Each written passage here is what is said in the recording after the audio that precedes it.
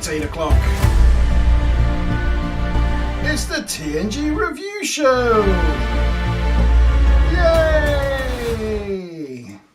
Hello, everyone. I've got to say, your audio sounds different. It sounds like you're on your PC, Mike, and not your mic. Your mic switched on. Why did you mention this not beforehand? I didn't even think about it. It was, I did not think about it. Your mic is on, is it? Yeah, no, it's...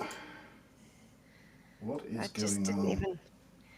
It was like hearing the music and then hearing your voice made me think, oh, it doesn't quite seem right. Whereas hearing you just talking was like, you know, how I normally talk to people on Zoom or Teams.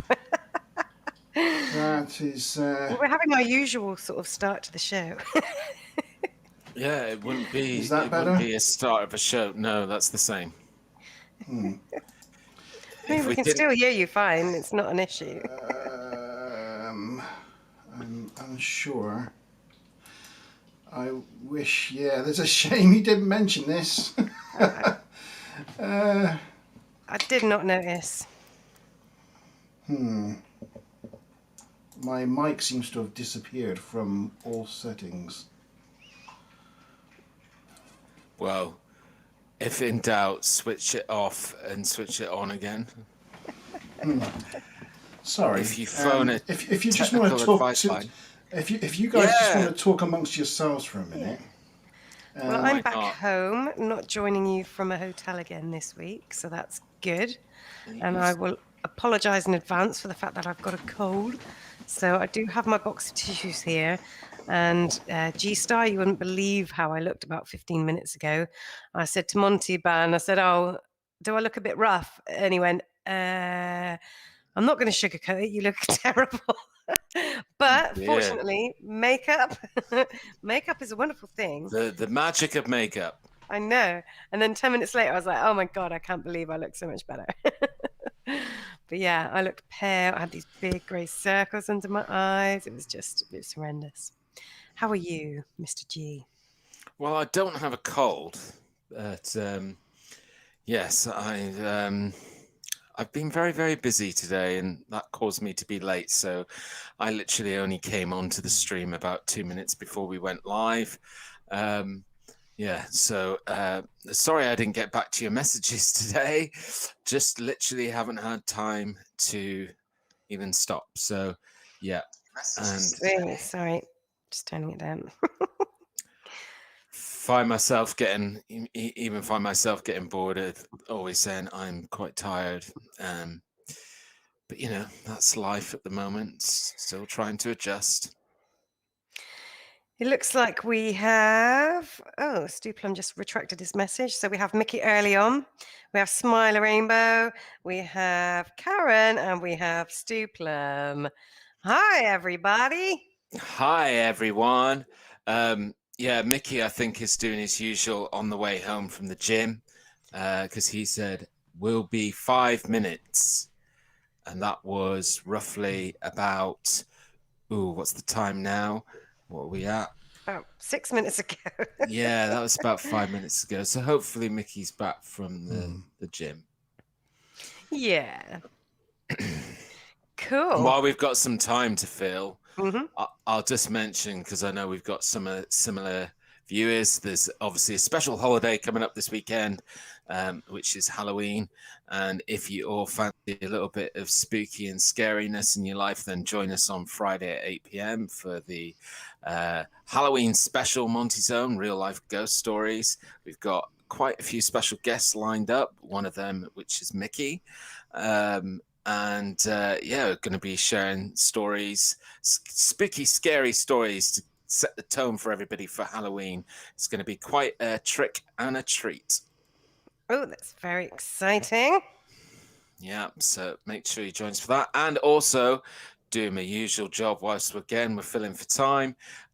Make sure you've liked the stream. And, I remembered. And if you can, and if you're feeling uber generous, please share it with someone.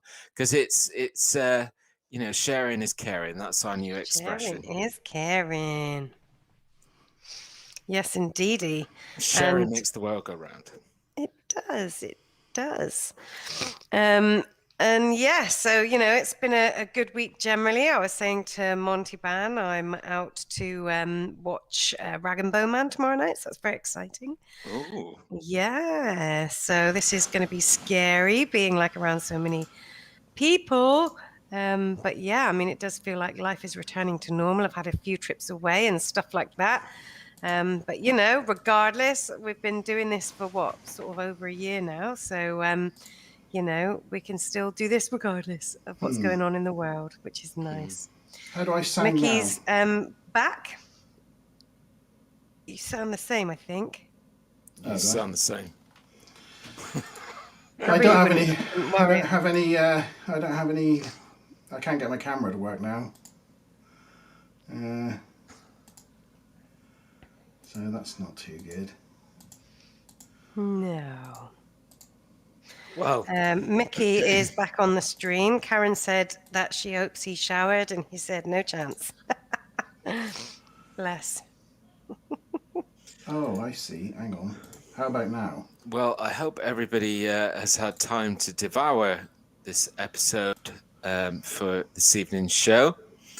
And Ensigns of Command. Yeah, ready for some very exciting trivia, which I'm just guessing at. But there's a little bit of trivia. I've had a glimpse myself of what is out there, and there was quite a bit. So, and so the first bit of trivia is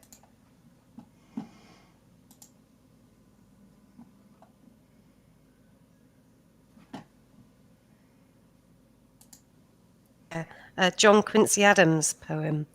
I think the poem's called "The Wants of Man." But yeah, basically in the poem, like the term ensign was actually the sort of a flag, like a military flag kind of thing, rather than a rank. But yeah, that's where the phrase comes from.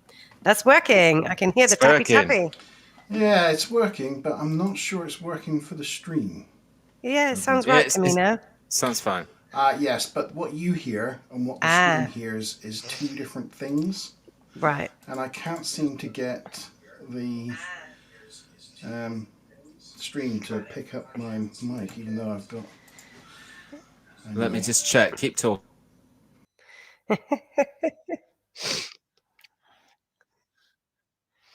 Default. Well, I've chosen default. So, I don't know. You do sound good in my ears, that's all I can tell you. Yeah, well, hopefully that's going to be fine. Cheers. They're sounding good in my ears. You sound fine on the stream. Do I? Oh, that's brilliant. all right then. Hello, everyone. Sorry about that. Is this your new camera? Yes. Well, yes, that's why I've had to change how my whole setup is connected together, because I have my new professional grade camera. So you'll notice that the lifelike colours and the lack of glare on the top of my head. Yeah, well, I have to say, actually, when you pop back on then, I was like, oh, he actually looks like he's on the bridge of an Enterprise or something. So it obviously does have that good, like, cinematography effect to it. Yeah, so, yeah, it's for those who are interested, it's a Panasonic Lumix G7. I haven't quite... send me the link. I need to upgrade now. I haven't figured out all its settings yet, so this is just out of the box as it goes. But there is lots of tweaks that I can do to it to make it look more professional. But this is just standard setup. So I haven't quite got it in the right place where I want it yet, but it's as good as it is at the moment. I've had to take away one of my lights, so you'll see I'm in shadow on this side now because I've had to unplug one of my ring lights. Because there's certain US... Oh, you don't care. Nobody cares. you know, at the beginning of this episode, right? Yeah. They're talking to Data about don't give away, like, your weaknesses, and don't, maybe you should listen to that a little bit, and you don't need to talk about where we're missing light. Yeah. Less Sometimes honesty. less honesty is better. Let's move along, shall we? All right. Okay. Although I would say, because you'll tell me off if I don't tell you or whatever, but when on your screen to me now, your audio and visual is just slightly out of sync. But it's kind of fine. But I think we should just try on. I think it'll be all right. It should be all right. Should be all right on stream. Yeah. Okay, that's fine.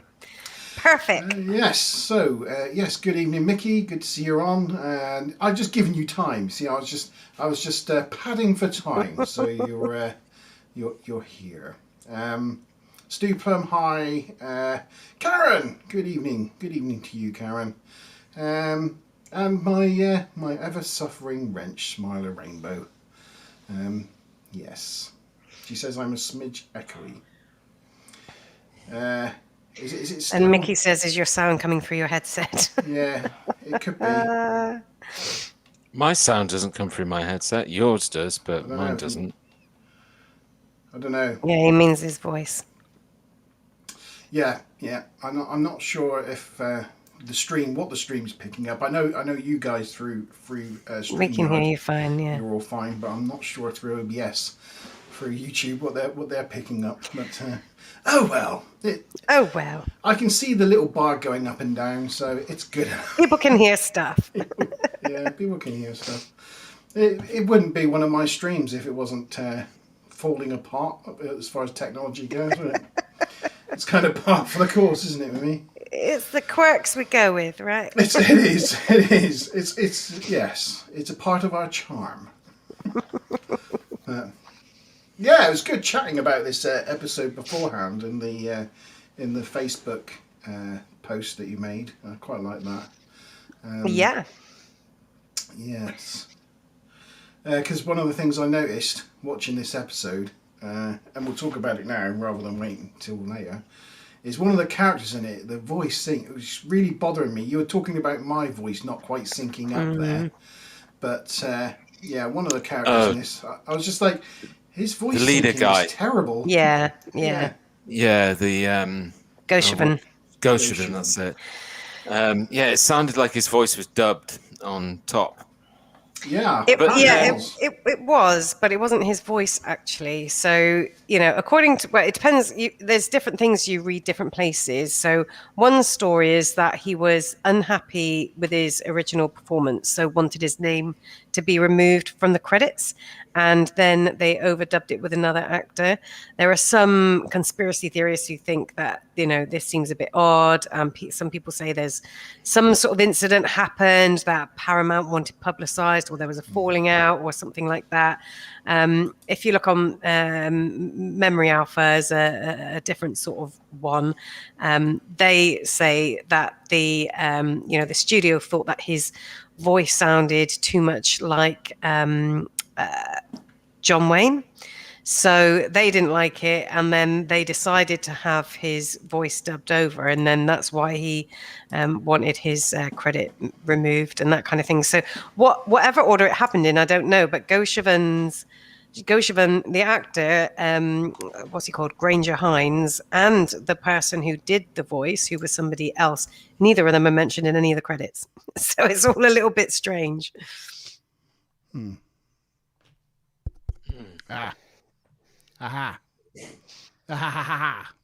Sorry, I just figured it. I think you'll find that I'm coming through nicely on stream now. I think I might have just fixed my audio problems. Yes, I think we've all just realised that you're obsessive compulsive as well.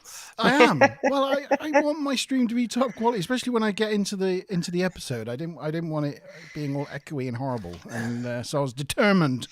And I think, please let me know if I'm coming through any better, whether my lovely dulcet tones has now improved. But yes. Okay, so yes, we'll get into it then, shall we? Did you say he sounded like John Wayne? Originally, apparently, well, that's what the what it says on Memory Alpha is that they decided his voice sounded too much like John Wayne and it didn't seem realistic, and that's why they decided to have him overdubbed with somebody else. Well, there you go. So whether or not they decided to do that, and that's why he removed his name, or something else happened, or I don't know. There's a few different reports. It all just seems a bit odd. That sounds very logical to me. Like the one that's on Memory Alpha. That sounds more realistic. Yeah. Wouldn't you rather have somebody just sound a little bit John Wayne than have it just really terribly dubbed with somebody else's voice that clearly doesn't belong to that person? Definitely. It just seems weird. Get off your horse and Anyway. drink your milk. That's what. Apparently, John Wayne never said that, but whenever anybody ever does a John Wayne impression, that's what they say. That's what they say. He's never said it. He never said it. Anyway, right, the Ensigns of Command, the teaser. Let's get into the episode. So, Picture. Yes. Oh, picture. Oh yeah, because I came out and went back in and I messed all my screen sharing as well. I'm like, oh my god. Oh no. Oh, it's all gone wrong, isn't it? It's all gone wrong. FYI, my first question, 1 of 5, is at the end of the intro. There we go. All right, okay. At the end of the intro. I've lost my script. Oh, there it is. Right, okay. We're doing well. Okay. Smiler says, turn your volume up a smidge if you can, Monty. Oh. No, he's loud enough already. Yeah, I'm loud. Okay, so the teaser. As we mentioned earlier, we're in 10 forward. Beverly and Picard are about to enjoy a concert of a string quartet where Data will be performing the violin piece. But before it starts, Data advises that they should attend the later concert where another crew member will be playing, as it will be, for them, more enjoyable. Data says his fellow performers have told him he lacks soul. Beverly tells him it's not good to declare. I think that's mean, isn't it? Can you imagine any one of the Enterprise crew being mean to Data? The third in command of the ship, like that. Or any musician being mean to a fellow member of your string quartet. I mean, I've played in orchestras and stuff, and nobody was ever mean to each other. No. You were very supportive. Even with the smelly girl down the end that sucked. And to say somebody lacks soul is a pretty rough thing to say to somebody. But however, it might have been somebody who was being specifically logical and knowing that Data doesn't have any emotions anyway, so would neither be offended or well, that's true. Pleased by the comment. Yeah, he wouldn't mind. I mean, supposedly wouldn't mind. I think because he plays technically flawlessly and pitch perfect with every single placement of his finger on that violin, I think whoever said it was just jealous. Just jealous, yeah. They've been practicing since they were 5 years old, and Data comes along. He's been trying it for the past week. He's already better than them. So they're like, yeah, okay, it may be perfect, but it lacks soul. Yeah, because my fingers are bleeding. Yeah. So Beverly tells him it's not good to declare your failures before the attempt, and also Picard points out that excessive honesty is not good in a commander, as it can lead to a loss of faith from your crew. So then he takes these Take things. Note, Captain. Take note. I do quite like the writing in this episode, but it's quite good. It's good. It's all a bit of a setup. Data goes and starts his the beginning of the piece. When at that moment Riker comes into Picard to say they've received a message from the Sheliak. So, because they haven't heard from them in a while, Picard leaves to go to the bridge, leaving Data feeling like it may be his playing has caused Picard to walk out. And he stops playing for a minute and looks a little dejected at the door before carrying on. And that is the end of our teaser. Ooh, have we got a question time? We have, yeah. However, I don't think that was the very end of the teaser, was it? Oh no, sorry, it's not. Goes to the bridge. It's on the bridge, and they're surprised that they're hearing from the Sheliak, as it's been 111 years. They listen to a recorded message where the Sheliak demand the removal of a human colony from Tau Cygni 5. This planet was ceded to the Sheliak as a part of the Treaty of Omans. They give the Enterprise just 4 days to remove the humans. Riker reports that Tau Cygni 5 is in the Delor Belt, and cloaked in hyperonic radiation that is lethal to humans. Picard thinks that they wouldn't have broken a centuries of silence to have them chase ghosts, so they must go off to investigate. That's the end of the teaser. There we go. And the first question time, which is already up on the screen, so hopefully everybody's had plenty enough time to think about it. I did mean to mention at the top of the show that with any question times going forward with none of the above, if you select none of the above, would appreciate what you put in your answer in chat as to what you think it is as an alternative rather than just none of the above. Anyway, none of the above. Oh, no. When Picard orders for the Enterprise course to be set to Tau Sigma 5, what warp speed does he request? Is it A, warp 4, B, maximum warp, C, warp 10, D, warp 8, or E, none of the above? Get your answers in chat. For how many this TNG was points? Ensign question. This is Ensign question for 25 TNG points. 25 smackaroonies. And your Ensign promotion. So while we're waiting for that... Yeah, have you got anything on the teaser? Well, a little bit. I was going to say the first thing was that like Jean-Luc Picard and Bev sort of sat there watching this. It was kind of like they were on a little date. I thought it was kind of cute. Does anybody know what piece of music they were playing? Yes. Mozart? Do, do, do, do, do, do, do, do, do. It was Mozart. Yes. Do you know which one? The fifth. It was Eine kleine Nachtmusik, which translates to a little night music. Yeah. I was convinced it was Vivaldi, just shows, I don't know why. I heard it, I was like, oh, that's one of the Four Seasons. It totally wasn't. Yeah. I don't think anybody wants to answer the question. Mickey's answered yes.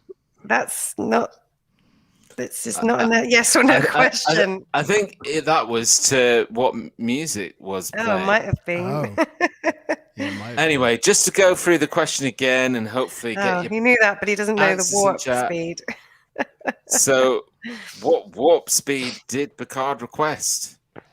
A, warp 4, Give it a B, guess. maximum warp, Give it a guess. C, warp 10, D, Stop. warp 8, or E, none of the above. Stop trying to break out Netflix and get... And the other thing is that O'Brien was playing the cello. He was playing And, but that's never mentioned again. Is that Wrong. is. Really? It is. I don't Yeah. It is I was gonna mentioned say- again. He I never don't remember that. plays again, but it is discussed by characters in Deep Space Nine, Is it? like for example in the episode Shadow Play. Wow. Yeah. So there you go. Oh, he's mentioned again. It Wow. is In mentioned again. Deep Space Nine, the episode called he- Shadow Play. He's miming. I did just say Well that. I got done, an G. echo. Got an echo. I got it here in notes. He's got to say it because he's got it in notes. It's, And he was, miming it particularly terribly, I thought. It's like I went to start and he was like, oh, what? And then his bow didn't start moving to like the third or fourth note. Karen, get an answer in. Quickly, pick one.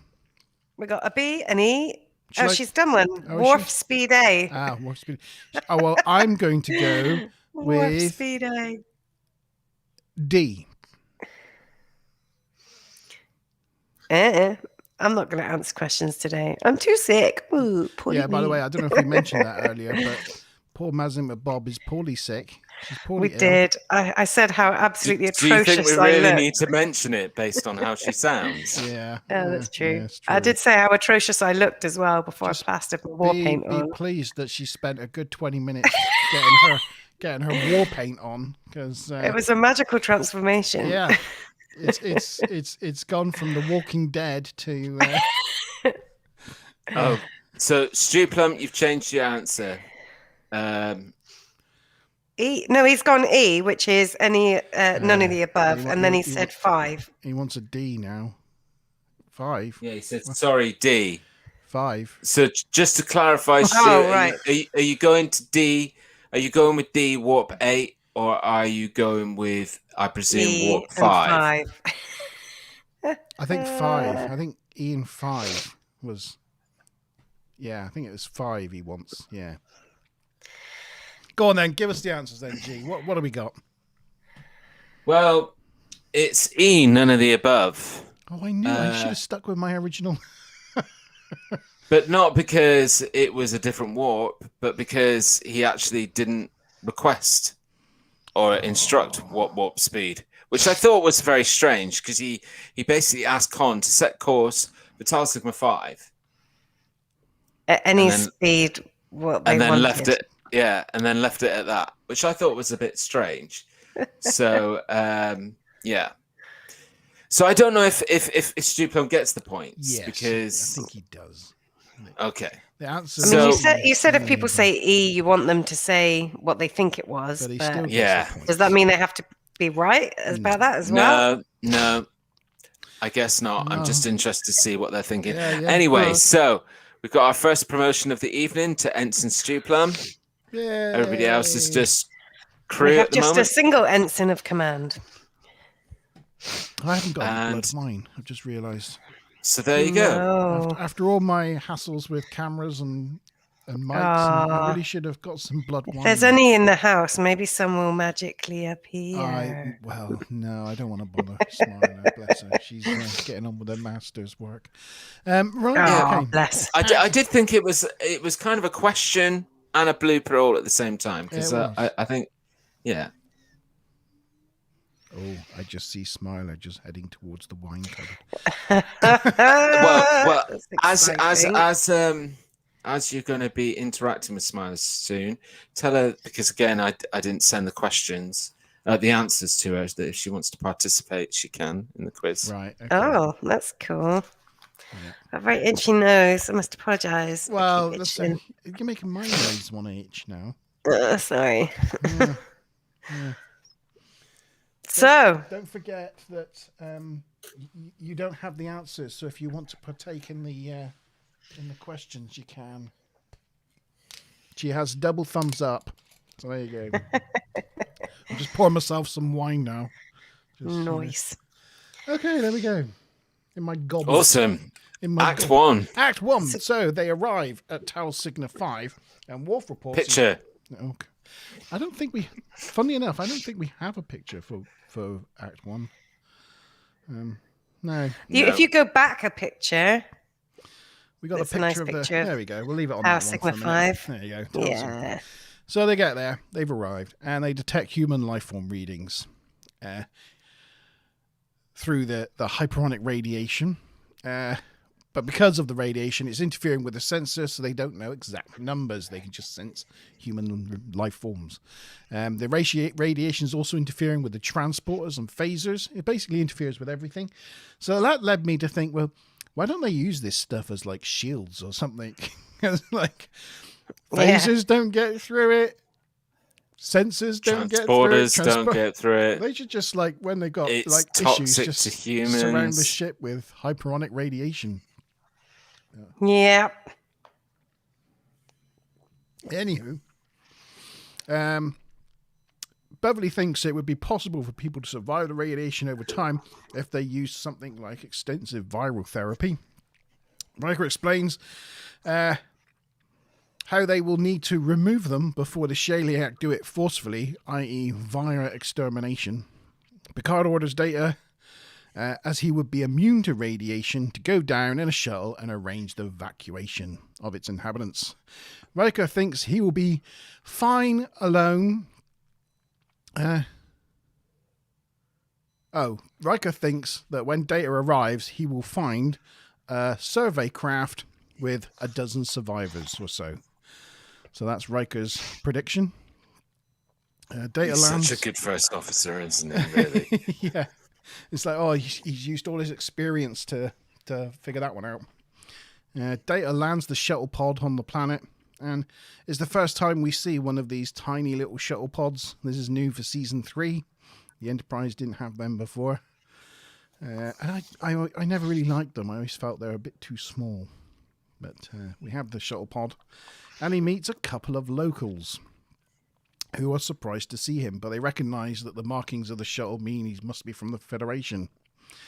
It turns out they have never had a visitor to the planet, let alone not seen an android before. Data greets them, and they take them to their leader, Goshivan. Goshevin. Is it Gosh? Goshevin. Goshevin. Yeah. Gosh. That's it. That's the It's one. just the way it's. Gosh. I was just sniggering because like he's come down in a spaceship and said, "Take me to your leader." Yeah. He's like an android from another planet. But also, when they first look at him, they look at him with like such shock, and then he kind of looks over his shoulder, like, "What are they looking at? Oh, they're looking at me," and it's quite funny little moment. Yeah. It's the two people are called Kento and Haritath, and I don't know if we've got a picture of Kento anywhere. Did he play E.T.? I don't know. Did he? What? Well, Kento. I'm just joking. Yeah, he's got such a long neck. It's no, that's the other one. Yeah, I think he should play a Vulcan, the tall guy. He reminds me of like a Vulcan. Maybe. Probably did at some point. However, can I just make a pause for the minute and just talk about how poor the backdrop is in this shot? So if you wouldn't mind clicking it forward. Clicking the picture forward. Yeah. Because you've got to this point where it's like... we're here now, yeah. So this is... Shocking, third season, terrible studio backdrop. Yeah. Awful. They once again applied the axe, though. They ended up cutting 200,000 from the budget of this episode, and I think was it Cliff Bowl was saying the first thing that always gets cut is the sets because they are by far the most expensive. So in one action you can get rid of a massive amount of cost. So yeah, they were compromised by a strangled budget. So this is the standard Planet Hell set that they've used in, since the first season. It gets used all the way up through Deep Space Nine and Voyager as well. It gets reused in various guises. But yeah, it always looks bad. And we see it over and over again. So this guy here is Kento, and this is Haritath. This is a guy, I think he seems like he should play a Vulcan. This guy, Kento, unfortunately, he's got his back to us here, and I'm not sure we got a picture of his front, but I'm pretty sure down one side of his uniform, he had Season 1 Admiral rank pins as buttons. Oh, right. All the way down one side of his uniform. Anyway, just something I noticed. Yeah. So, yes, take me to your leader, he says. So they do. They say they're descendants from the colony ship SS Artemis. And we head back on board ship where Riker finds that it was launched 92 years earlier with the destination of Septimus Minor. So it went missing and was never found. Data informs them that there are, in fact, 15,253 survivors.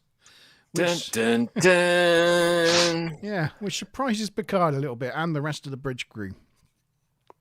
Worf reports that using shuttles only, it would take 4 weeks and 4 days to evacuate the colony.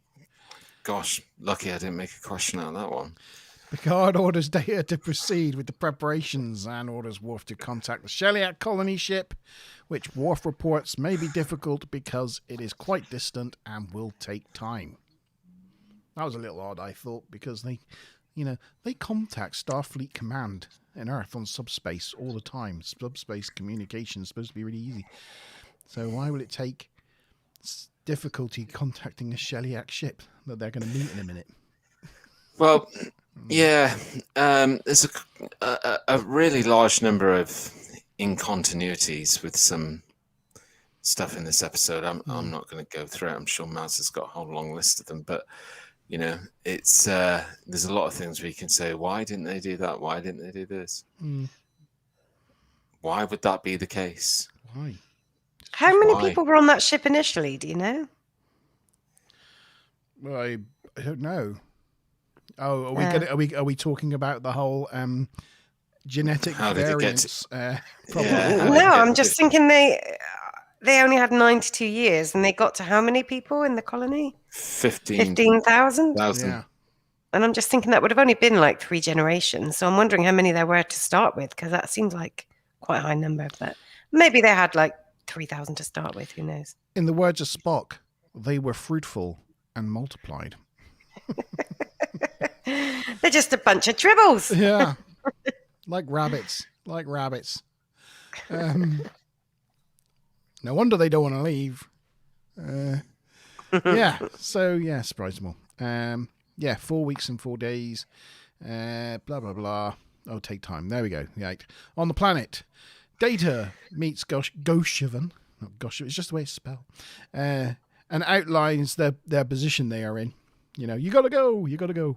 But Goshivan's not interested one bit. He tells them that the colony's been there for 90 years. And after the guidance system failed on their ship they landed there, the radiation took a third of the colony until they found a way to survive it. Even so... What's that? I'm just thinking, like, you know, if we're sitting here going 15,000, like, that's a lot. And then third of them apparently wiped out. wiped out by the radiation. I mean, they even managed to procreate and have no problems with that throughout the whole radiation problem. You know, it's like, yeah. I don't know. Data's like, well, even so, if you're here when the Sheliak arrive, they will kill you all. But Goshivan's still not having it. One of the colonists then throws some sort of pipe at Data, which he catches. She wasn't trying to bludgeon him or anything because he's, you know, an invader. She was just trying to test his reflexes. This colonist is called Ardrian Mackenzie. And she's marveling at his reflexes. It turns out she's really interested in cybernetics. And she has a lot of questions for Data. And Data agrees to answer her question in exchange for information that will help him on his mission. Goshivan listens on to this conversation, and he's not pleased by this development one bit. Back on the ship on the observation lounge, Riker gives Geordi the assignment, and he doesn't want to hear from them that it's impossible. He wants them to get the transporters working through the radiation, to which Geordi replies, but that's impossible, and then catches himself.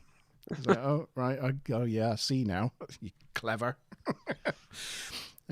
Troy tells Picard that the Federation sent 375 legal experts to draft the treaty with the Sheliak, and asks him, who do they have to aid convince them otherwise? And Picard retorts, they have thee and me. And that's the end of Act 1. And that is the end of Act 1. Doesn't that seem a little bit odd? It's like they're a ship that's basically an explorer ship, and they're going out and they're exploring and getting to know all these new sort of species and things. And there's 1,000, crew on ship plus their families. And in that whole ship of probably a couple thousand people, not a single one of them is like a legal expert or is... they don't have anybody who's like an interspecies conflict negotiator or, anybody that's like primed to handle that any better than the captain and a psychologist. You would think the Federation flagship that handles first contact situations, bearing in mind it has a crew of about 1,500, but it can carry about 20,000 on board quite easily. I looked. It says it can carry between 1,000 and 6,000 typically, apparently. Yeah. I was trying to find out what the compliment was earlier. Yeah, it's about 1.5, isn't it? And but someone looked at the Enterprise using the specs and that, and tried to work out how big it actually was, and worked out that if you took, I think it was 1,300 people or whatever it was that was supposed to be on board, and spaced them out evenly across all the decks, across the entire ship, you'd have one person every 20-25 meters squared. It's so big. Because they were wondering why you never see people in corridors. Why, if it's got that many people, why are they not passing each other all the time? Well, it's because it's huge. They're spread out. And I guess you got a lot of cargo bays and stuff, and then you're gonna have half a dozen people in places like the bridge, but yeah. But I would think that the diplomatic corps would have some sort of legal team or something on board to handle The minutiae. No, I work for an e-commerce company that only has 90 members of staff, and they have a head of legal and a legal assistant, and that's only 90 people in that company. Yeah, you would think they would have somebody who could handle these kinds of interspecies conflicts and legal issues and such like. Anyway, apparently all we got is Troy and Picard. That's it. That is the team. Which is all you need. Have we got a question time at the end of this act? Gene? I don't know. Can't remember. Oh. Get enthusiasm. Get onwards. Mickey's in response to our 15,000 people. Mickey said, "Oh, they got busy." And Karen said, "There's no family planning in space." No, not at all. Well, they weren't in space; they were on a planet. Yeah, but I mean, whatever condom supply they brought with them is only going to last so long, right? Yeah, right. Yeah, true. They're trying to chisel them out of rocks. Doesn't work. Unless you can get condoms through a replicator. Oh yeah, maybe they have replicators. Maybe. Well, from 96 years ago. Yeah, and probably not. If they went to all that trouble to make themselves an aqueduct, they probably don't have easy access to replicators. No. So later on the bridge. Oh, we'll say one thing. Just going back. There you go. To the, obviously this is the set and this is a matte painting. So, but we're used to that in Star. But I thought they integrated it pretty well. It looks quite a pretty place, to be fair. The pulsating lights of the viaduct. What I will say is, like, they really did improve the lighting. I mean, we talked about this last week in season 3 with the ship lighting, just looking more cinematic and better. But even this, finally, we're on an away mission, which is kind of what we were lacking in season 2. And the lighting for this place was really nice. How they had the water lit up and that sort of underglow, and just it looked nice. It looked like an inviting place, didn't it? It does. Yes. He's just about growling into his mic. Yeah, sorry. Oh, this is them telling them they need the transporters up and running. I think O'Brien features a lot in this episode, from his cello playing to getting the transporters up and running and stuff. But I don't think he says. I don't remember him saying anything. It does not say a word in this episode because he doesn't say anything in this particular scene, does he? Nope. No. So yeah, poor O'Brien. Just eye candy. He's just eye candy for the O'Brien fans out there. Yeah. So anyway, Act 2. Later on the bridge, they finally get through to the Sheliak, who are not interested in talking. Picard tries to negotiate with them, but they say they will remove them in 3 days. End of conversation. Quite rudely. How rude. Back on the planet, Data is with Ardrian in her house, and she has weird-looking metal robots dotted about it. It's quite weird. They look a little bit like the whatever those drone things are in Star Wars. Oh, with the pointy faces. Yeah. That's right. They actually look more like toys than robots. Yeah, they look kind of a cross between those things from Star Wars and something that would be on a Richard Burton film. Those sort of weird things that he has. Yeah. So yes, they're talking. She says Goshevin won't listen to him because basically he's a technophobe and just won't listen to a robot. But she says she would because she understands that he has no emotions to cloud his judgment. So she would rather have his judgment than anybody else's. Picard calls in to say he's trying to get a transport ship from Starfleet, but he's going to need Data to start readying the colonists for leaving. So Data says, right, I will get on it. Back on the ship, Geordi and O'Brien are not having any luck with the transporters. Question time. Ooh. So this is Lieutenant Commander question. This is worth 50 TNG points and that all-important promotion to Lieutenant Commander. So let's see what we can do, Ensign Stu Plum.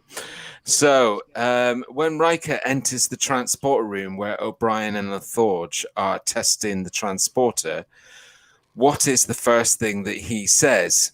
Is it A, gentlemen, how's it going? B, gentlemen, how's it coming? C, gentlemen, how goes it? Or D, what the hell is that? Or E, none of the above? I guess. Yeah. I'm just thinking the what the hell is that sounds like quite an abrupt thing to say. I'm pretty sure he says that. I'm just not sure if that's the first thing he says. But it's in relation to. We don't have a picture of it. It's in relation to the fact that the container that's been squidged. Yeah.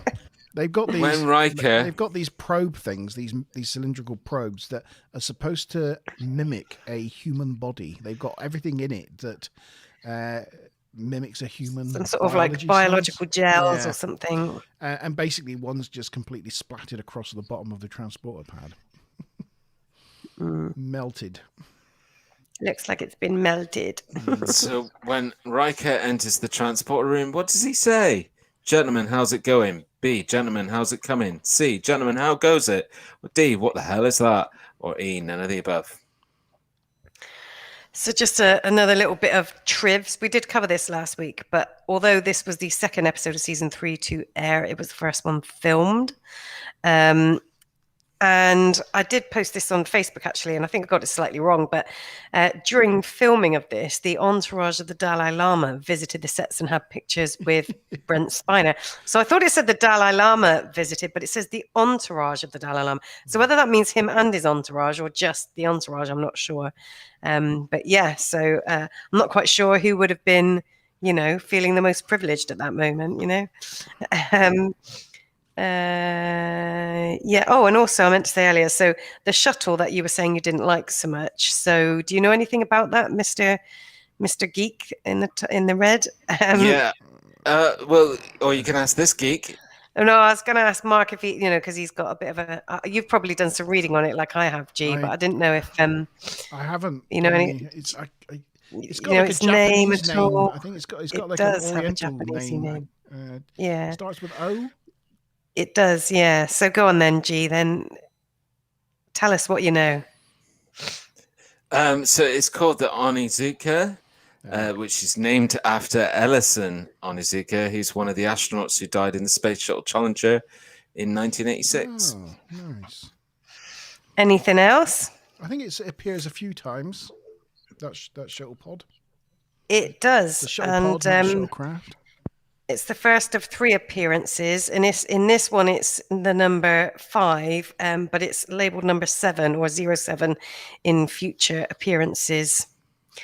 And I think in a different one, so the shuttlecraft Onizuka has number 5, but in Next Generation Time Squared and Transfigurations, that number actually goes to the shuttle Elbaz. So, yeah. Well, the shuttlecraft Elbaz is like one of those main size shuttles, isn't it? I think. Right. I remember the Elbaz was in it quite a lot. But yeah, this one is in it again. So it says, yeah. I'm going to go with DG. DG. I'm going to go with D. What the hell is that? G.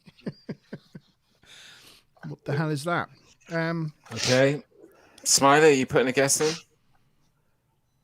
Smiler. CBC we've got from everybody else. And Maz, you're not partaking tonight, are you? No, not on the questions. Okay. So I'll just give it a couple of minutes. Carry on. Yeah. Give it a couple of minutes. See if Smiler gets an answer. So I've got more trivia if you want. I was going to... go on then. Carry on. You're going to carry on with the narration? No. I was going to say something. I can't remember what it was I was going to say. I was going to say something. I interrupted you. No, it's okay. Smiler Rainbow thinks it's Yo my peeps. How's it hanging?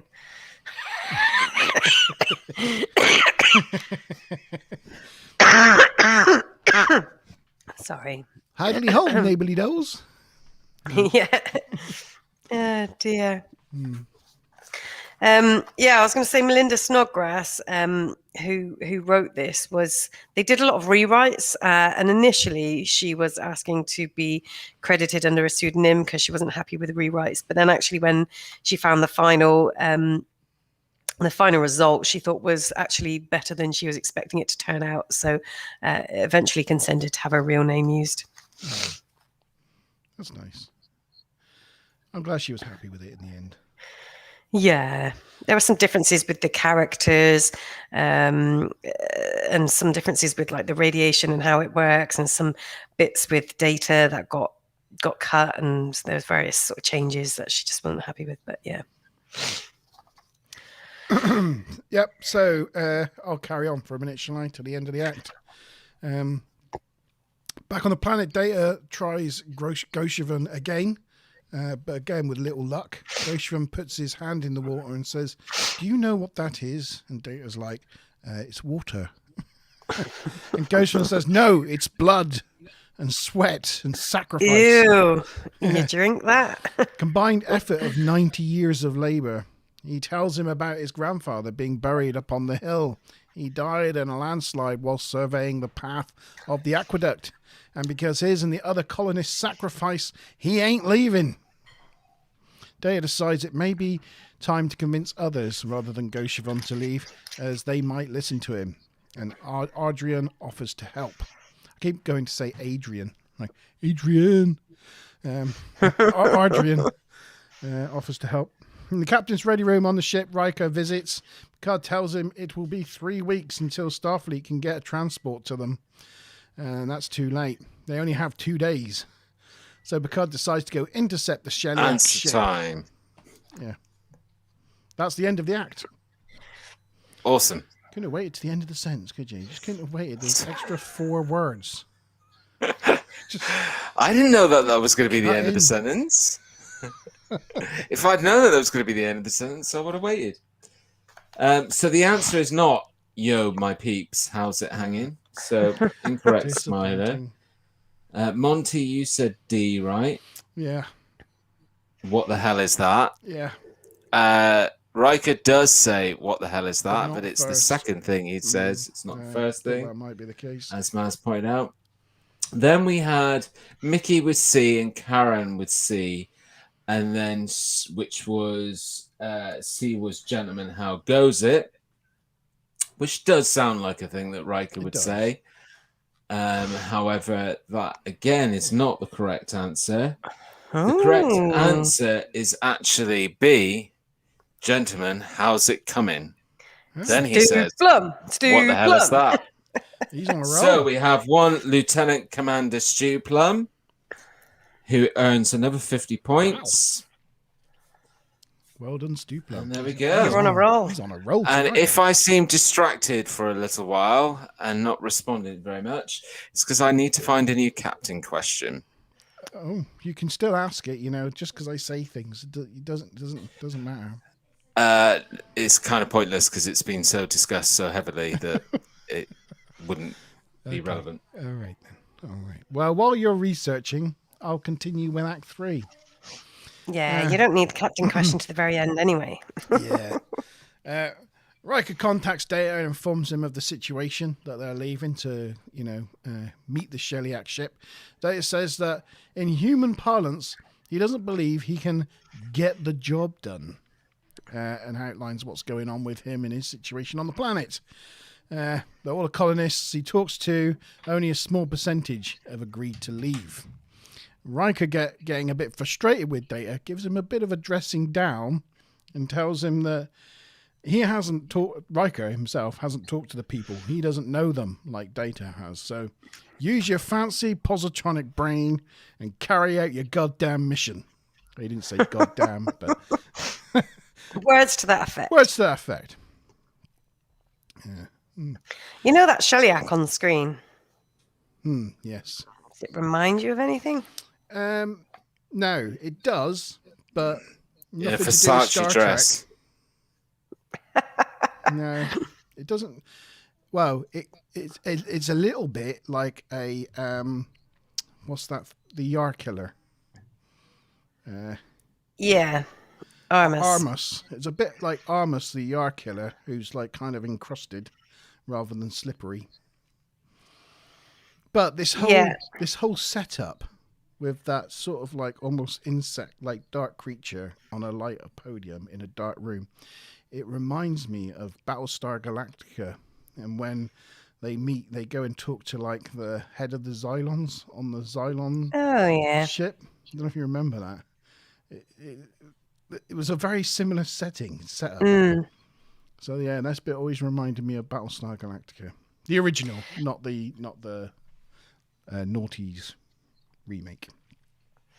But yeah, I mean, there's a piece of trivia that says it's the same costume as was used for Armus, but not covered in oil. I mean, I don't know how true that is. It does look a similar sort of shape. I think the arms look slightly more articulated, and you've got to wonder how they were able to, do any kind of reclamation job on the other one. Which I think even in the trivia at the time, we said they went through several of those suits because the oil stuff kept melting it. So I'm not sure it is actually the same suit, but that's what it sort of said in some of the research I did. So I'll leave it up to people's judgments. It is definitely similar shape, yeah. Maybe it was the same design, but not the actual same costume. Yeah. How are you coming on with your new question, G? I haven't got it yet. It's concentrating.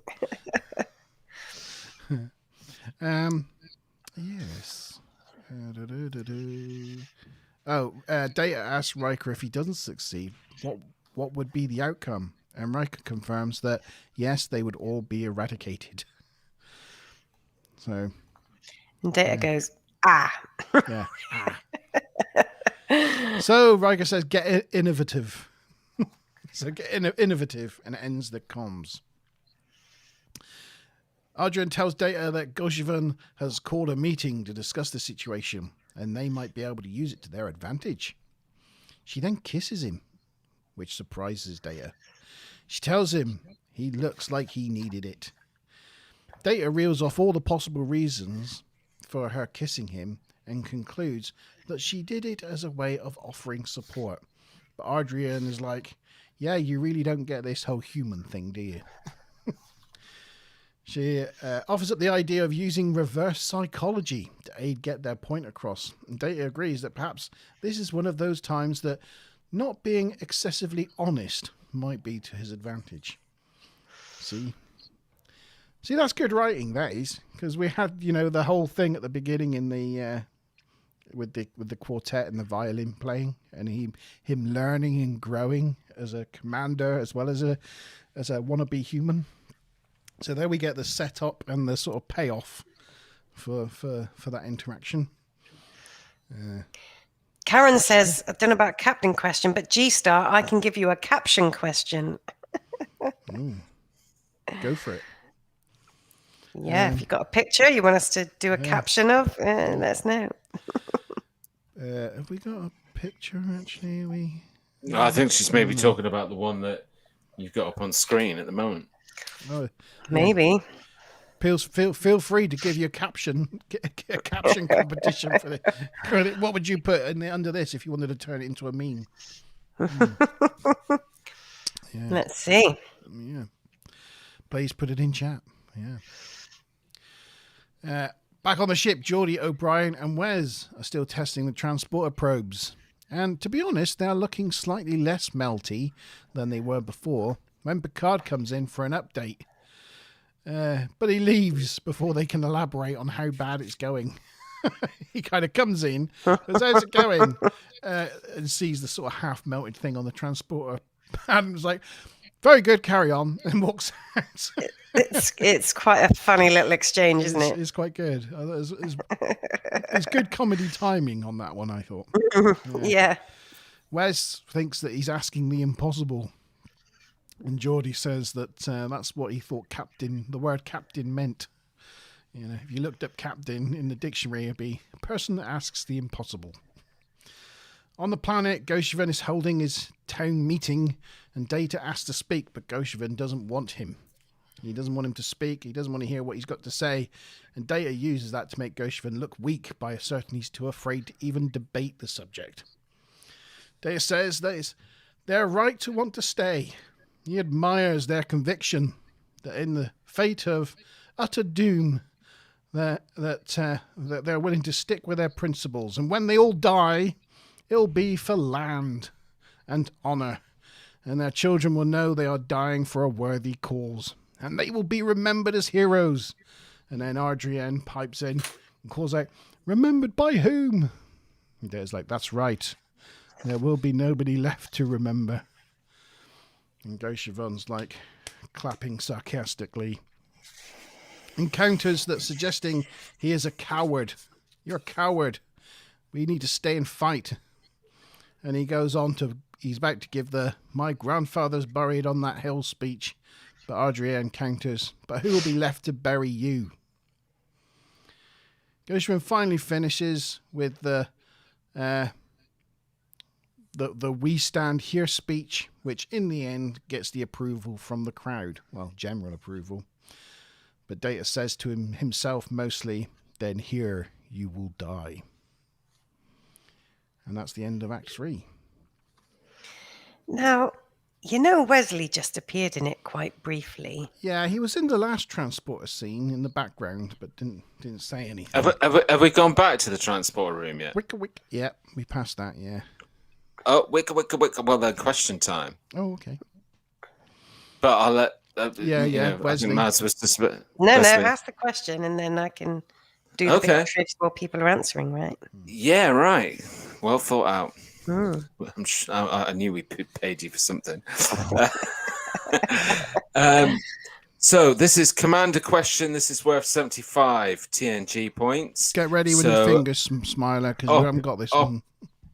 No.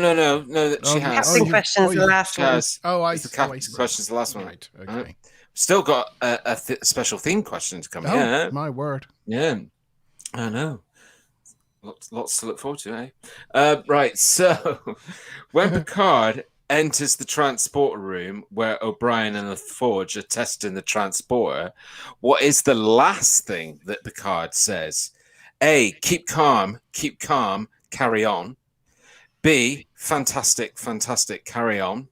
C, splendid, carry on. Or D, super, carry on. Or E, none of the above. So when Picard enters the transporter room to speak to O'Brien and Forge, what is the last thing he says? Is it A, keep calm, carry on. B, fantastic, carry on. C, splendid, carry on. D, super, carry on. Or E, none of the above. All right, cool.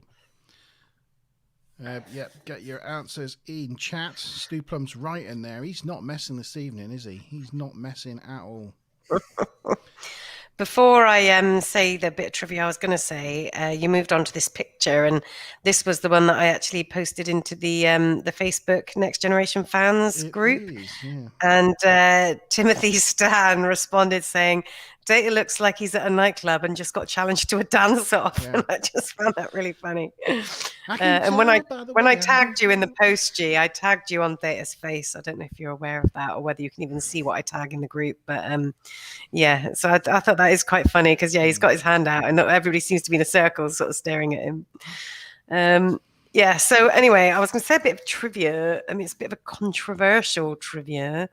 But yeah, Will was kind of briefly in this, like in a very tiny way in the transporter room.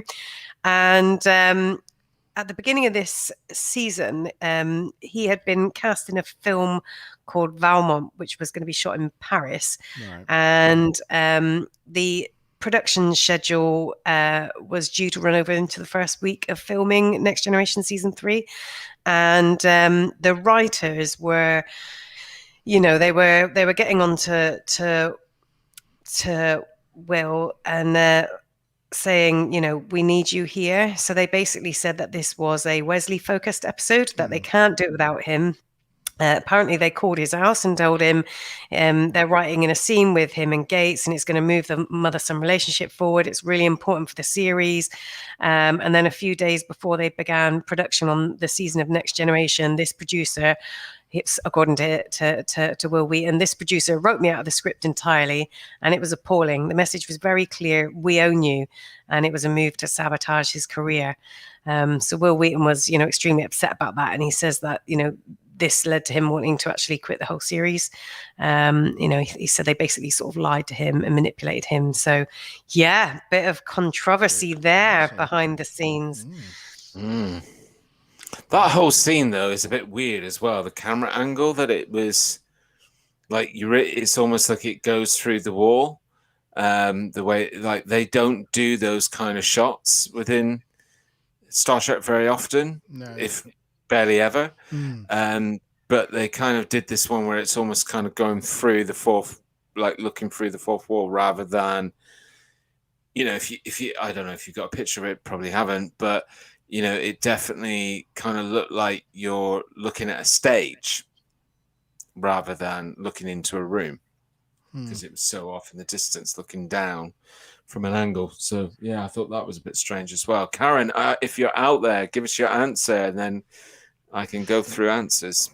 Smiler as well, participate. Monty, what's your answer? I would say I'm going to go with splendid, carry on, C. Yeah, that sounds to me mostly like what he would say. Oh, you're all going to be surprised. So anyway, the answer is... Well, let me start off by saying congratulations, Mickey, and congratulations, Monty. You've caught up with Stu Plum. You've both just hammered straight in with 75 TNG points and got a commander promotion, leaving Stu Plum as a lieutenant commander for you to order around. Hey! Karen came in with a B at the last minute there. But, to no avail. To no avail. It just sounded like something Picard would say. Splendid. Yeah. I thought the whole thing almost seemed very slapstick, the way he sort of kind of walked in. We said we thought it was super funny and the timing was good. yeah, it was. It's kind of clever how they did it. Yeah, it was good. Yes. So I think that was the end of Act 3 we just had, wasn't it? That puts everybody on a even steal of 75 points, except for Smiler and Karen. Sorry, Charles. Yeah. Okay, Act 4. There we go. Later, after the meeting, Kento and Haritath approach Data and confess that they're still not convinced that staying is a good idea. Kento sees no reason to die needlessly, and Haritath isn't sure, but he'd like to hear more. I'm going to cough. I will say that earlier, Smiler did put in chat that don't worry about that smoky smell. Crisis averted. He just came and closed my doors because the kitchen, for some reason, seemed like it was filling up with smoke. So I don't know what they did in the kitchen, but yeah. But the smell of smoke's kind of tickled my throat. Okay. Well, we'll have a big mouthful of blood wine. Oh, yeah, that's a good idea.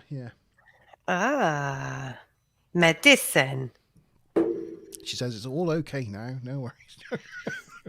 Not worried a bit. Okay. Just choking. Yeah. Yes. Haritath wants to hear more. They say there are a lot of others that think like them, so they agree to meet at Adrian's house later in the day. On the ship, Troy and Picard are brainstorming a strategy of confronting the Sheliak. Troy points out that Picard points out how difficult it is to for different races to interact. And she does it by holding up a cup of tea. And she says, Sasmarith. And asks Picard what she says. He guesses cup, glass. So but Troy points out it could have been liquid, brown, or hot. Picard gets the point. What? Wow, it just really annoys me. Like, it's so hard to understand other language.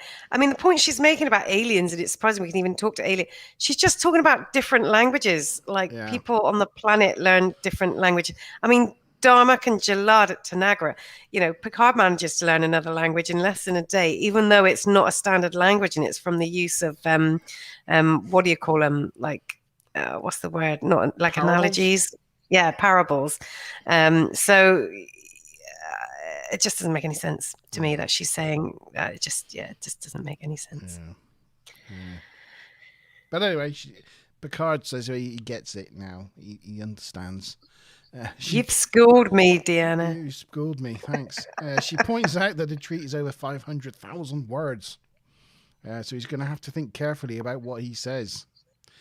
So they encounter the Sheliak ship and hail it and tell them they want a face-to-face negotiation to settle the crisis, and quotes a clause that means they have to hear them out, to which the Sheliak surprisingly grant, because they got no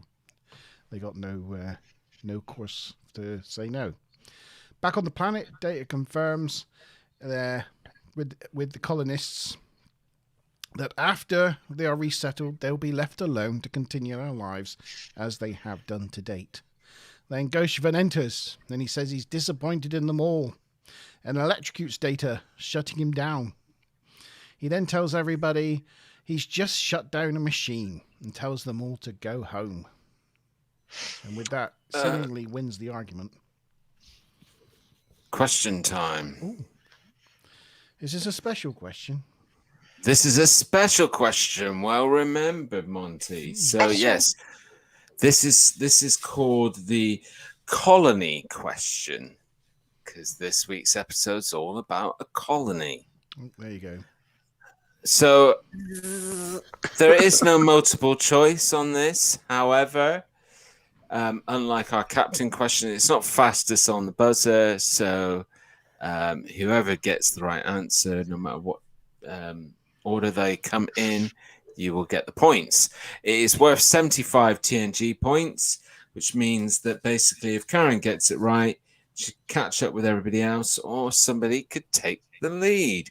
So how long have the colonists been on the planet? How long have the colonists been on the planet? Answers in chat, please. That's good. I think we did talk about that earlier, didn't we? See if people remember. Yeah, we did. Did I say it in notes? Could I cheat? I don't know. I'm pretty sure I jotted it down somewhere. I don't think I said it. Oh, I've got two numbers in my head, but I don't know which one to go for. This is whoever gets closest. I guess we can call it that way if you want to call it that way. I mean, don't take your time, guys, because, well, we haven't got all night. Okay, well, probably scanning their notes like I am. I was going to go 92 or 93, and I'm airing towards 92 now. Oh, no, Steeplum said 93. Oh, got both on there. Oh, yeah, he looks like a member of Blue Man Group. Good point, Monty. Oh, no, it's that, yeah, yours is more the song, but blue, ba-da-bee, ba-da-bee. Smiler Rainbow says 410 years ago, which is 90 years to those who don't know. 410 years ago. Wow, bloody hell. I'm going to go out of my 92 or 93. I'm going to side with Stu Plum and say 93. Okay, so we've got answers in from everybody. What did you say 410 years ago adds up to? 90, I believe. Okay. So, Monty, you're going for 92, did you say? 93. 93. So we've got you and Stu Plum on 93, Karen on 94, Mickey on 92. Oh, okay. The suspense is killing me. Come on, G. Come on. Sorry. So it depends on which source you go to this for. Oh, right. However, yeah, because okay. on different websites it gives a different figure. However, that figure that it gives always is when the survey mission Artemis, or the ship Artemis, launched. And depending on what website you go to, like if you go to Memory Alpha, it says 92 years ago that it launched. Or there's another website I found that says that it launched 93 years ago. However, the question that I asked is how long have the colonists been on the planet? Oh, no. And for that true answer, you have to watch the episode. And Goshevin says that they have been on the planet for 90 years. So the correct answer goes to Smiler. Wow. who gets the 75 points and comes up in line with Monty, Mickey, and Stu. Well done, Smiler. Well done. Wow. So the mission obviously launched like 93 or 92 years, but It took them a while to get there. It took them a while to get there, and also I'm presuming they had other survey stuff to do, and it was then that they crashed on the planet 90 years. Wow. There you go. Nicely done, Smiler. Nicely done. Yeah. Yeah, Mickey's... Mickey's saying he said over 90 years, did he not? Yeah. Dunno. Well, we're giving But Smiler... I like that Smiler's caught everybody up because Yeah. it's created a more even field. So let's go with that. Let's go. Let's go. Yeah. Yeah, did I finish for Act 4? Oh, I can't remember. Where was I? What was I doing? Yes. Okay. Is he got zapped yet? Yes, he got zapped. Okay. And he said, I just switched off a machine, you said. Okay, that's good. Yes. So he just switched off the machine. Okay, so Picard and Troy beam onto the Sheliak ship. And have we got a picture of them on the No, I don't know. We haven't. So they beam on there and with an attempt to convince them that they don't have the time to remove the humans. And the humans, whilst they're there, won't be a bother to them, won't hinder their occupation, because it's only going to be a few days. But the Sheliaks say they will save them the time and all this negotiation by just turning up and eradicating them all. Picard gets annoyed at this and calls it an outrage. It's a bloody outrage. So the Sheliak beam him and Troy back to the Enterprise bridge and cut communications. And that's the end of Act 4. Doesn't go so well. It doesn't go so well for the epic negotiation team of Picard and Troy. And just to check, like, then when they're in the transporter room and they're doing these tests on those cylinders, what do you think they're doing? Are they trying to send it down to the planet and back? I don't know. They're just beaming it into the radiation and back, or they must be trying to beam it to the planet and back. I imagine. Well, there's a theory that they're beaming it into a holodeck. They are? Why? What, on the ship? Yeah.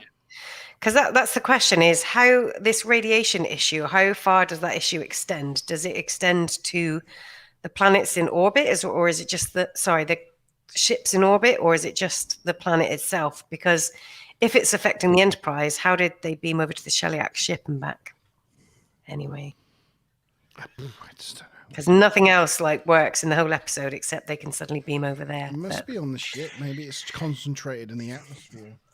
Yeah, and there's another party of people that say, in terms of the whole transporter thing, why didn't they just ask the Sheliak for more help with it? Because the Sheliak 1 can obviously live in that radiation because they're planning to settle on the planet. Oh, that's a bloody good idea, isn't it? You want us off? Help us. And two, they obviously know how to negotiate around that radiation stuff. So it's likely that they've found a way to get around it from a transporter point of view. But there's no guarantees on that. They rudely beam them back, don't they? That's probably the Sheliak beaming them back anyway. Yeah. But I guess they're beaming people down for the colonization of the membership. Again, just a lot of questionable logic, continuity for the story, really. Yeah. Good points. So on the planet, Data awakens with Adrian's help. Well, I'm not sure if she really helped, but she kind of was waving a thing over him. He does a little check with his hands and does this, which is... Yeah. Oh, yeah, I'm fine. And he thinks maybe using words is not enough and it's time for some action. He needs a working phaser, so he goes back to the shuttle pod and uses his own internal components to build a smarter phaser that will work even in the radiated environment. He tells Adrian to go back and tell Goshvan he intends to destroy the aqueduct. Back on the Enterprise, Picard orders yellow alert and puts the Enterprise between the Sheliak ship and the colonists. He hails the Sheliak and tells them that if they want to go the colonists, then they'll have to go through him. He orders Troy to get a copy of the treaty, as he wants to see if there's anything there he can turn to his advantage. It's like, well, they've been hitting us over the head with this treaty ever since we opened negotiations. Maybe it's time we read it. It's like, wow. They didn't think of doing that until this point. And the Sheliak vessel, do you know where it was reused from? I do. It's the freighter from Star Trek 3, The Search for Spock. Well done. The Klingons blow it up. You can have an extra 5, but no, I'm joking. Because they're after the secrets of the Genesis device. Indeed. Yeah, I mean, that's the thing. They just reuse it. They look at the ships they've got in storage, and they're like, what models have we got? Oh, yeah, well, this is one we haven't used for a few years. This will do. But it doesn't really, it doesn't really go with the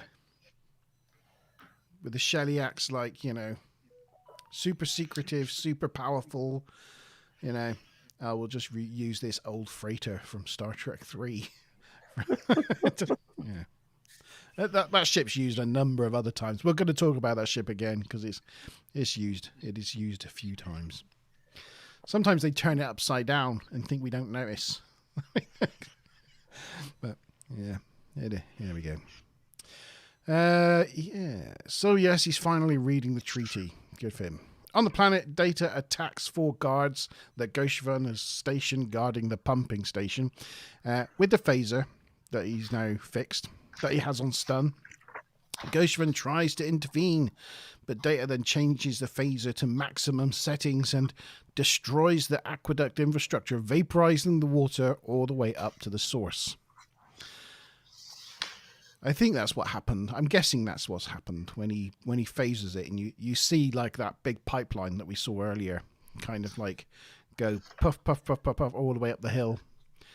I wasn't sure how a phaser actually like destroyed an aqueduct in that way, but I'm assuming it's just like it when it on max, when it vaporizes a human. I'm guessing it just vaporized all the water. I don't know. But anyway, he did it. Whatever he did. Did you notice anything about the phaser? Yes, I did actually. It's the first time we see the new Type 2 phaser that I have. I don't know if you can see it. You probably can't. It's over on my shelf. I think it's just off camera. Yes, I think it's the first. Don't think we've seen this is new for season 3. It replaces those ones that look like handheld vacuum cleaners. Yeah, the dustbusters. The dustbusters.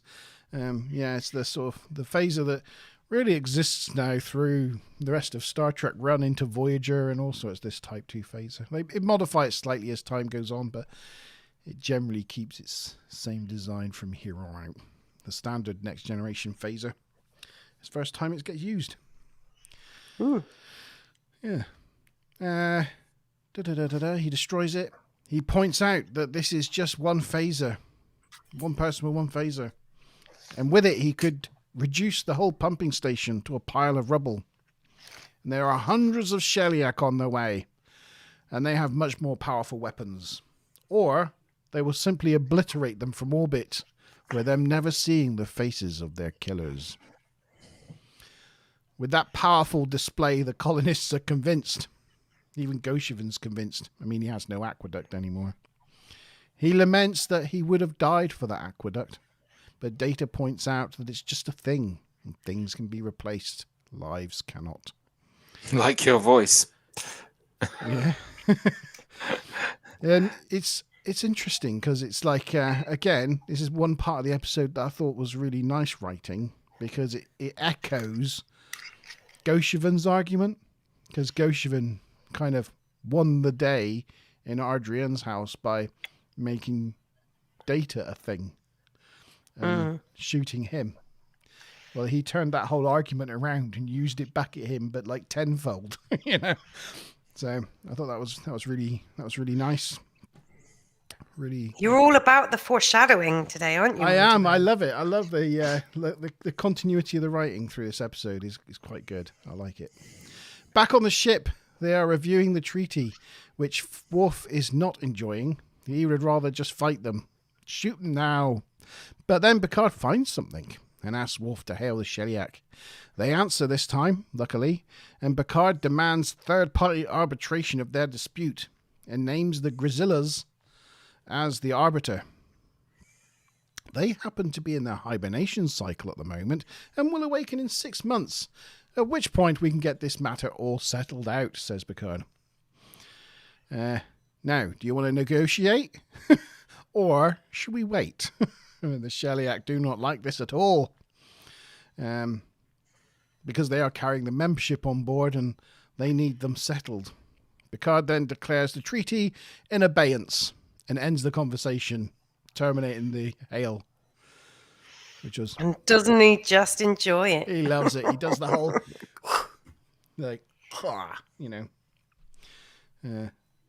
thing, which is the signal for end of conversation, and struts around the bridge because he's loving it.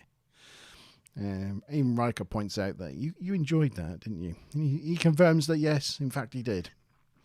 The Sheliak then attempt to hail the Enterprise, but instead of answering, Picard just walks over, checks the name plaque on the wall, makes sure, see if it's dusty, checks it for dust, and then eventually says, on screen. As they put him on screen, I don't know if you noticed, but Worf has kind of got this grin plastered across his face in the background. He's clearly liking, how Picard's trying to wind him up. Yeah, he's like it. And I was also like, you got Worf there who's grinning, loving it, and then just in front of him, you got Troy, who sat there, and she looks like she's having kittens. She's like, ooh. Smiler Rainbow pointed that one out. It's quite funny. I didn't notice Troy. I guess I was too busy looking at Worf. No shockers there. You can see where our individual things lie. The Sheliak back down and give Picard 3 more weeks. Geordi enters and says they have figured out the transporter problem. It'll just take 15 years and a research team of 100. But Picard tells him that will not be needed. I think that's what he says. I replayed that scene a number of times to see what the exact sentence was, but for some reason I couldn't make it out. But I think that's essentially what he says. I think it was. He's like, I don't know. I think he says it's not required or something.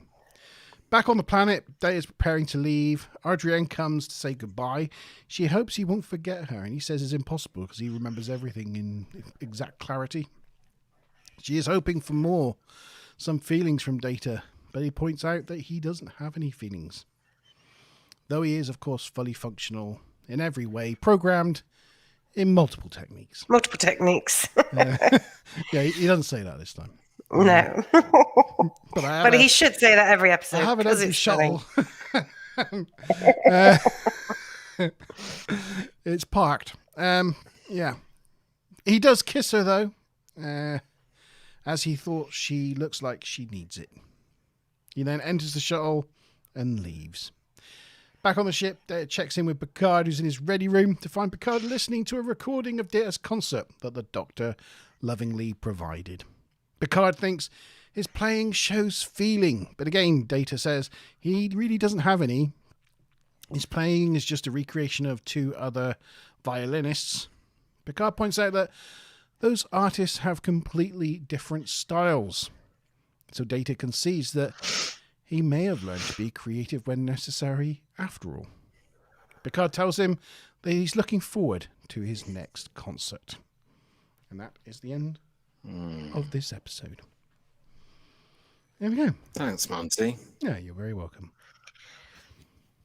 It's not a piece of trivia, but it's interesting that there was the Treaty of Armans. The ship was the SS Artemis, and the outfit they used was that from Armus. There's like a lot of similar words going on in this episode. All the R's, which we're really good at pronouncing. Yeah, we're from the southwest of England. Very West Country. It's where pirates come from. That's why pirates are all R.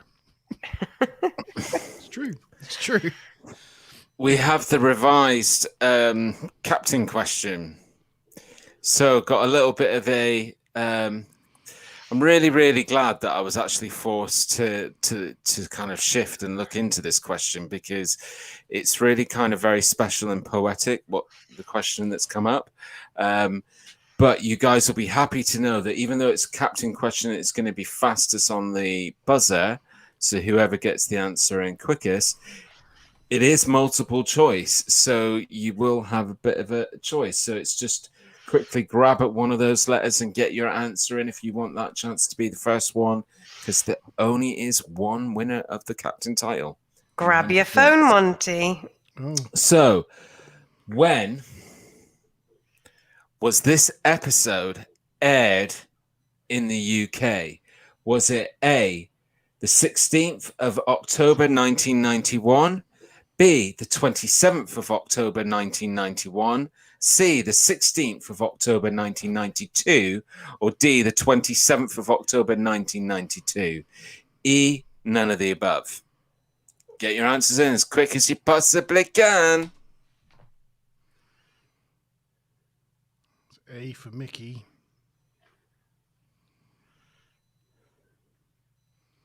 Why's mine not coming up? Oh, there it is. C for me. Yeah, he did not send you that question because he just sort of made it up a little while ago. Yeah. Yeah, I had to make it up. I'll tell you why in a minute.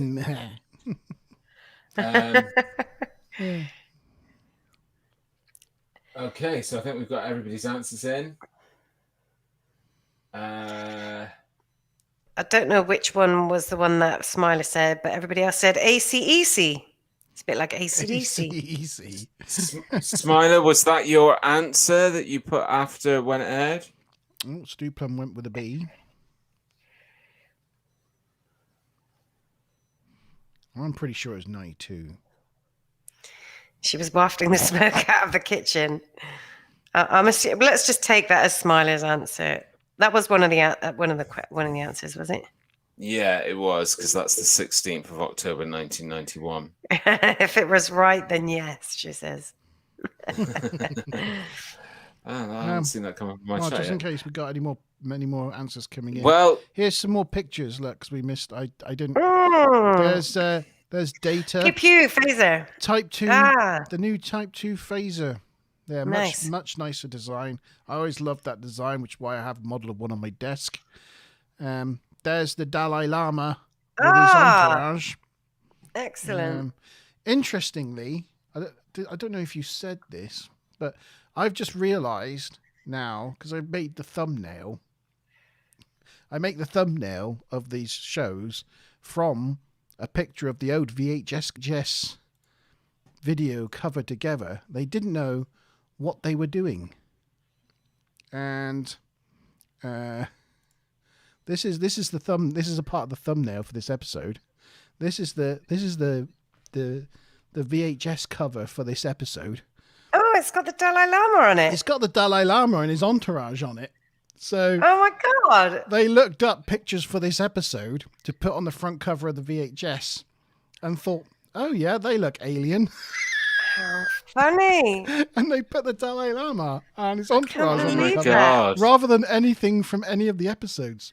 And the thing is, like, I'd owned this video for like 20 years. Never noticed. Never noticed.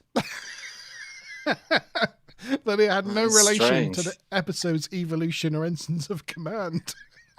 I mean, you know, maybe it was an accident, or maybe they just put it on there in honor of the Dalai Lama, just as a nobody will know. It's just a picture, right? But let's do it in honor of his visit. Anyway, That's really cool. it's quite a funny one. Very funny. Yeah, there we go. Brilliant.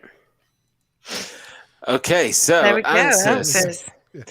We have one captain who's getting the 100 Oof, it's not C TNG then. points, and then that 100 points that captain receives puts them in the winning position. Welcome to the table, Captain Smiler Rainbow. Nice. Very well The done, correct Smiler. answer was the 16th of October, 1991. And that was what? B? Oh, no, what was that? That was A. A. Oh, Yeah. of course, right. So there Mickey were more than one gave the right correct answer, but was but second. after Smiler. Right, I'm with you. The points go to Smiler. She just said woo through the door. And that means that said it in chat as well. Smiler wins on 100 points with both Stu, Mickey, and no, actually, sorry, that's incorrect. Actually, Smiler finished on 175 points. Yeah. Yeah. And then we had Monty, Mickey, and Stu Plum all on 75 points. The original captain question was, and it wasn't Monty that sort of honed in on this and talked quite a bit about it. But for a change. No, Wow. it was Data flew down to the planet's surface in a shuttlecraft. Which number shuttlecraft? Oh, I still don't know. And 05 was quite heavily mentioned several times. So, yeah, that was originally the captain question. But I managed to improvise. Well, that was interesting. That's all right. Nobody's to know. When was this? When was this actually made then? If it was released in the UK in '91. Hold on. I'm just going to double check that I definitely got that right. Because I thought it came out a lot later than that. Because I remember going to. I think it was Florida in '92. No. First UK air date was 16th of October 1991. The premiere air date was the 2nd of October 1989 that's what in the 1990, US. We went to Florida. Yeah. Yeah, so it aired almost 2 years later in the UK. Yeah. And I did ask for the UK date. I remember seeing the episode where Data gets kidnapped by the person who wants to have him in a show thing in Florida in like 1990. And it was like 2 years before I saw it in England. I was like, how can we be so far behind? There you go. Yeah. Oh, well, thank you for that. Well done, Smiler. Well done, Smiler. That's amazing. Stuplum answered the other captain question just for good measure. Not Smiler, Captain Smiler. Captain Smiler. Sorry, sir. And I think Smiler quite enjoyed playing, with the answers and that. So we must only send her the questions, never the answers. Oh, I've done that for 2 weeks in a row now. So. Yeah, cool. Yeah, it's very good. Very, very good. I suppose I better bring up the old sheets. The old spreaders. The old scoreboard. What's on the doors? Where's me paddle? Get me paddle out. What to score? Yeah, so if you want to start getting your scores for the episode in chat. We've already got Stu Plums. He's already kicked in with a 5. I think that was the shuttle number, but we could take that as an episode score as well. Well, he doesn't normally put a 0 on the front when he's doing an episode the shuttle score. number. Yeah, he knew that one. So, yeah. Scores, everybody. Marks out of 10. What did we think? I'm always interested to see Mickey's scores as somebody that's watching it all for the first time ever. Stop it.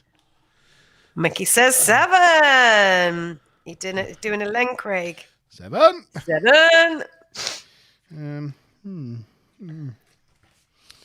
Right. Are we doing ours? Shall we? I'm not.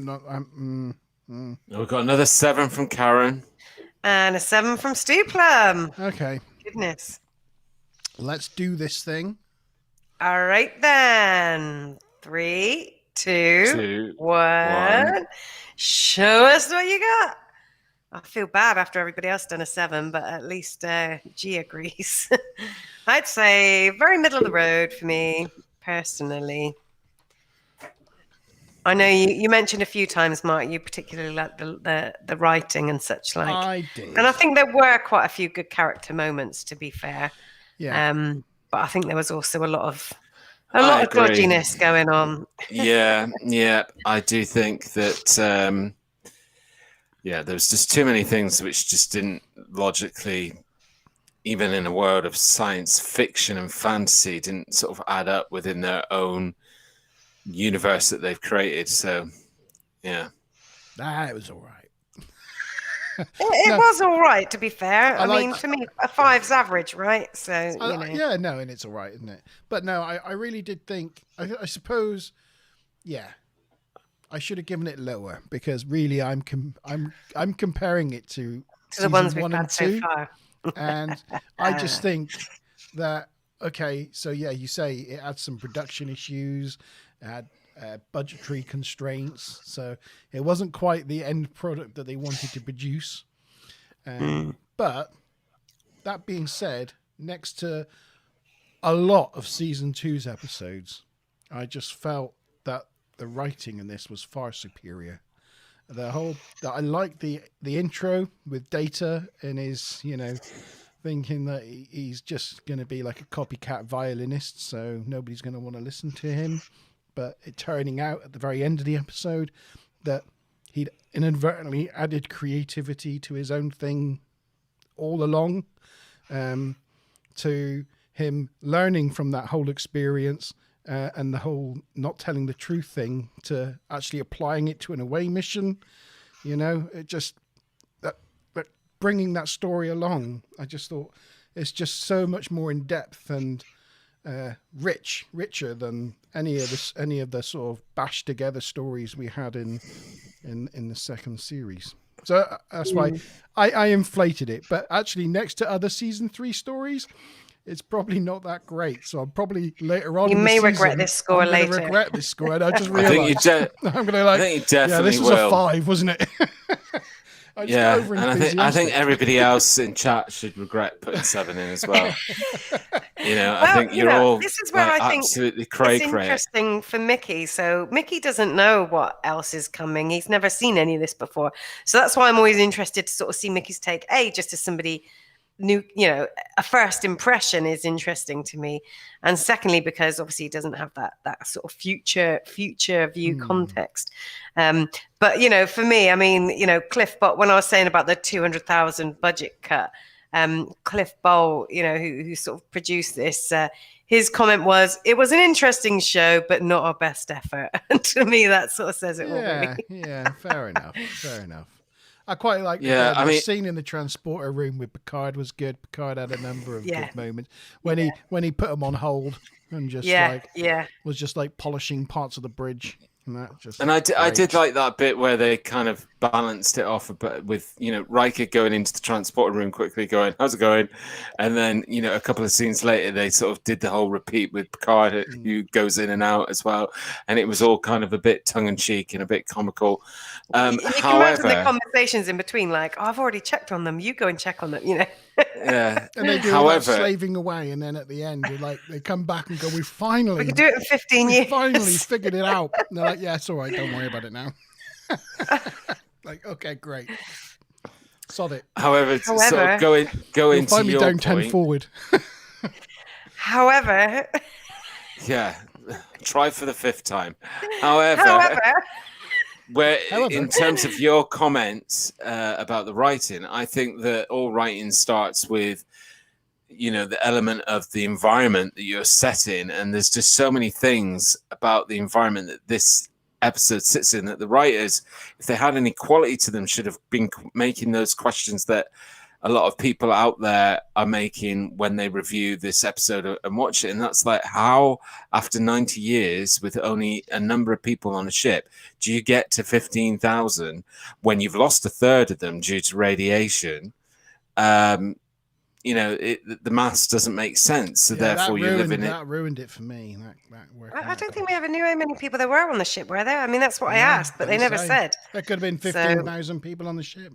Well, this is it. Yeah, if it started off with 5,000, it makes sense. But if they started off with like 100, it would have been impossible. It might have done. But I mean, you say about the writers, but I mean, the writers only take it so far. They write the episode, then it all gets changed, right? Which is why Melinda Snodgrass, it got changed so much, she nearly took her name off it. So yeah, the writers can only take it so far. It's the people who sort of direct and produce then who are responsible for the finished product. Yeah, it was all right. I liked it. So there we go. What do you guys think? Well, you all gave it a 7, so you all agree with me. So I don't need to. They're all on my side. I almost forgot. Oh, geez, look at that. Get back to where. Oh no. What am I doing? Stop sharing. Share. Here we go. There it is. 7, 5, and 5. So that puts it slightly better. Marginally better than the last episode. Yeah, because of my 7. Else it would have been under. And I think it's slightly better than last week, personally. So anyway, it is there. It is there. But what I had forgot is, I got a bit Smiler Rainbow. Her first ever. It's now on the board. Yeah, her first ever score on the board. There we go. Well done, Smiler Rainbow. Nice, well done. With her score. So that's pretty cool. Well done, you. Mickey's going to start getting upset soon if he doesn't start, I know. dominating. Our dominator from last season is not to get off the ground yet. Granted, we're he's got about 26 episodes. Oh, I don't know. How many episodes are there? 26. 24 more episodes. Yeah, you got plenty of time to dominate, Mickey. 24 more. And I suppose in a minute you're going to say to me, what's up next week? Yeah, it's the Survivors. Yeah. Oh, is it? Oh, interesting. Yeah. Do you know, it's funny because I don't necessarily remember that episode fondly, but, being on this Next Generation fans group now on Facebook, somebody posted about it recently and they were saying it was one of their favorite shows ever of all time. And, so it's quite an interesting one that I think it can be quite emotionally evocative, if you're in the right sort of frame of mind for it. So it'll be interesting to look back on it and see how I feel about it this time round. It's a personal favourite of mine. Is it? Oh, interesting. So, yeah. I know what episode it is, but I don't remember. Old couple that are on the planet. Yeah, don't spoil her. Spoilers. Yeah. Well, that's hardly a spoiler. No, they come across an. That's what it says on Netflix. Yeah. Living on a barren land, don't they? Yeah, in the middle of nowhere. The Enterprise receive a distress call from Rana 4. From survivors. Yeah. Be good. It'd be interesting to see what you think of that one. Yeah. Yeah. Once again, especially Mickey. I mean, Mickey, don't be afraid to give us your first impressions. Like at the beginning of this each week, just sort of say, how it was, how you felt. I just find that really interesting because almost everybody I know has been into Star Trek for so long and has watched it so many times. I just find it really interesting that you're watching it all for the first time. I kind of, I want my own neuralizer so that I can sort of erase my memories of it and watch it all for the first time. That can be arranged. I have one. You have a neuralizer? Yeah, it's called red wine. It's a hammer. It's a job for me. I think I had to have been drinking it at the time that I watched it, though, didn't I? Yeah. But I do remember, just sort of being nostalgic. You were saying about buying those VHSs, and you said about you and G. But I do remember you used to buy them every 2 weeks, didn't you? You used to go to Kathy's Comics and buy them and bring them back. And then you, me, G, and Stuplum used to sit there and watch them, didn't we? It was like a little ritual thing. We got all excited every 2 weeks, new episodes. It was great. Mm. We used to save them for a Friday night. Like a virgin, watching for the very first time. That's what Mickey's posted. Oh, yeah. Very cool. Friday night, a bottle of my dad's homebrew, an episode of TNG. That's great. Good times. Good times. Yeah. One thing, again, I've been, putting it off for weeks, joining that Facebook page because I don't understand Facebook and I don't want to make a fool of myself. But since I actually got it up and running and know how to post and things now, I've been reading through posts today and contributing things. They're great, aren't they? One of the things that I noticed, and this is not Star Trek related, so apologies for this, but it is sci-fi. People were talking about like Babylon 5 versus Deep Space Nine. And what I hadn't realised is like how cursed Babylon 5 is for people dying. Like of the main cast from the original Babylon 5, most of them have now passed away. Crikey. I had not realised. Jakar. Babylon what? Babylon 5. But Jakar, you know, the alien guy, he's gone. Garibaldi. Stephen Franklin, the doctor, you know, the black guy, doctor? Yeah. Veer Koto. Mm-hmm. Zach Allen, Garibaldi's second in command. Mm-hmm. He's gone. Commander Jeffrey Sinclair. Mm-hmm. He's gone.